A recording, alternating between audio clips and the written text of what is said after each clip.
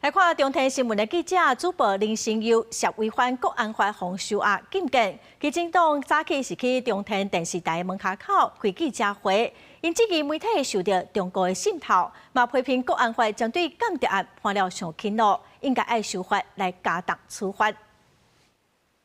今仔头地检署伫侦办海军陆战队有中暑加5,000支拍影片，像要投降中国的案件。因先出关的时，查到中天新闻的记者兼主播林心游涉案，检方指出，伊涉嫌提供金钱予现役军人，甲军事资料转交予中国人士涉犯国安法等案件。经过检方约谈甲搜索，17起互法院裁定羁押禁见。基进党伫19日时来到中天的总部大楼外口开记者会，这个媒体内部可能受中国渗透，嘛指出目前国安法的 间谍案刑期判上轻，按修法加重。台湾对于共谍案的平均刑期只有1.5年，只有18个月，而欧美先进国家对于这些间谍案的平均刑期是19年，所以台湾的轻重轻判就会造成完全没有嚇阻效果，甚至是变相的鼓励做共谍。 针对中天记者可能涉嫌违反国安法的案件，媒体观察教育基金会强调，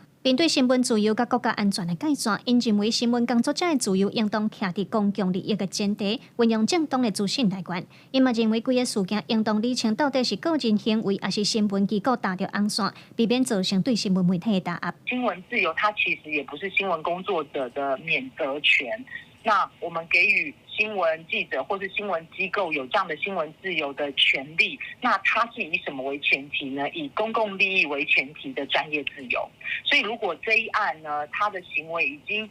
涉入了，就是有关于收买军事机密啊、触犯国安法的这样的一个范畴的话，那我们可以理解的会是。 这样的行为已经不是新闻采访了，而是一个很单纯的违法行为。咱来针对这个事件，中天新闻发表声明表示，公司对这个案件无了解，无要做出回应，希望司法公正审理。针对外界风声中天去互人搜索的代志嘛，不会讲这不是事实。记者卢尚珠、郑俊尧台北报道。